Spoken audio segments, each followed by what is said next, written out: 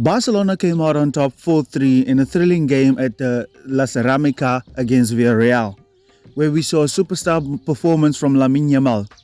And in this video, we'll be taking a look at some of the tactics that Barcelona had in this game. But before we do, as always guys, please do subscribe to the channel, as that will be helping us to build and grow this family to understand the tactics a little bit more. If you want to share your tactics and your thoughts, please let us know in the comment section what do you think. But let's get right into the video. As always, Barcelona would split their centre backs on either side of the Stegen. And we did see that Frenkie and Oriol, as they always do, would be a pivot on the edge of the box. But it was striking to me that when Villarreal would press high, we did see that Robert Lewandowski, Xavi and Gundogan would stay up a little bit more higher than they usually do. They would move in behind the midfield to actually draw them away from the press. This was really good because it left the space in between their attackers and their midfield in their pressing game. Because then we would see that Marc-Andre ter Stegen would leave the ball to either Gundogan or Xavi. He would lay it off to Oriol or Frenkie, and then Robert Lewandowski would be in behind to receive the ball in the region over here. This is how Barcelona would get upfield and actually dominate the game and beat their press.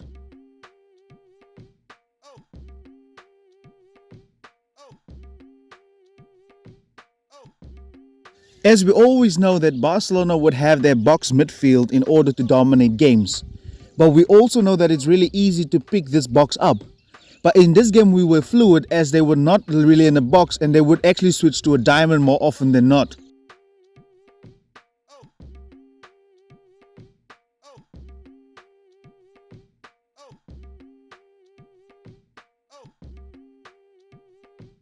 Alonso's positioning was terrible in this game because Juan Foyth could see him at all times. So when Frenkie de Jong would drop into the deeper position between the centre back and himself, pick up the ball, Xavi would run towards the ball and Robert to keep them narrow, where in actuality he should be in this position over here, but he wasn't, so it was easy to defend.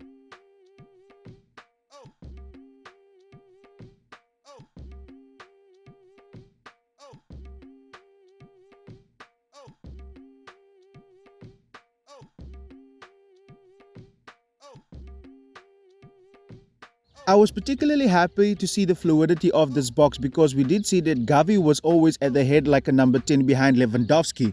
But we also saw that it was Gundogan who also went forward to be actually a bit fluid so that it's hard to pick them up. But again, Marcos Alonso was in this position right here and Juan Foyth could actually see him at all times. When in actuality he should be forward, but it seems like this width is non-existent on this left side.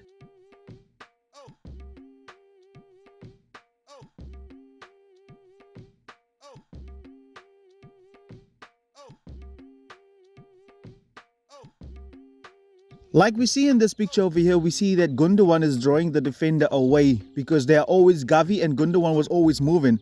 And you even see Xavi is also in a lot of space here because of their movement. Like we normally expect a very static Barcelona midfield, but they moved a lot. We did see that Marcos Alonso went up a lot more higher than he usually would be. We even saw Gundogan and Xavi play higher. This was actually to draw Villarreal a lot more backwards, and this is how Barcelona started gaining control within the second half. And we also saw that Roberto was going into the half space right here and to draw them narrow. That was to create more space for Lamine Yamal, because it seems to me like Barcelona wants to play to this right hand side and get him on the ball as much as possible actually.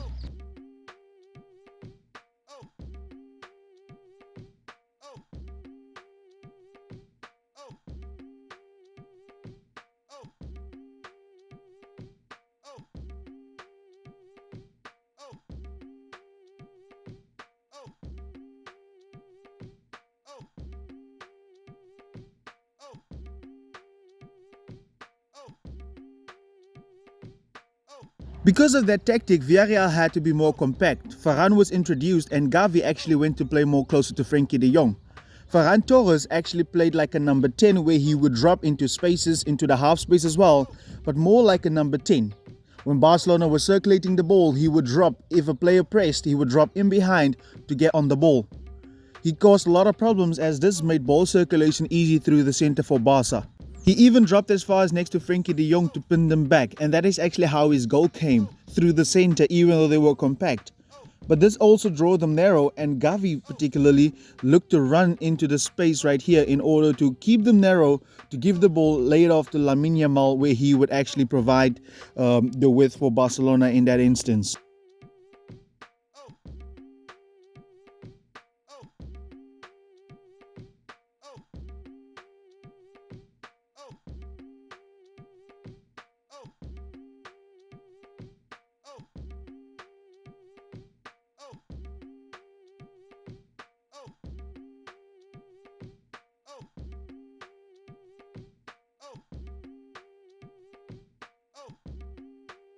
When Lamine came off, we actually saw Ferran Torres go to the right wing, and Ansu Fati came into the second striker, where he did exactly the same as Ferran Torres.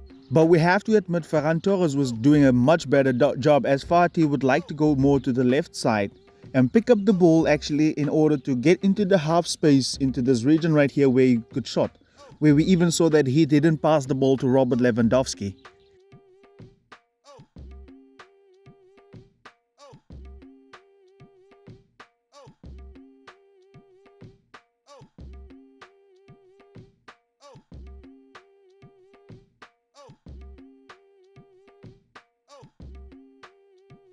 But in the end, it was an astonishing game, and we actually saw that four midfielders work in this type of game, because Villarreal leaves a lot of spaces and you want to control this kind of games. But the slight tweaks from Xavi, where he moved his midfielders high to pin them back, was a master stroke. And having Ferran operating like a number 10 is actually maybe the way forward for Barcelona, because he's good at it. Because he was causing a lot of problems with his dropping, but Ansu Fati wasn't doing it as good as Ferran Torres. But let me know down in the comment section, what do you think about this game? Was Barcelona just really good, or did Villarreal defend bad? Subscribe to the channel, join the family. We upload 3 times a week. Thank you very much for watching, guys. Goodbye.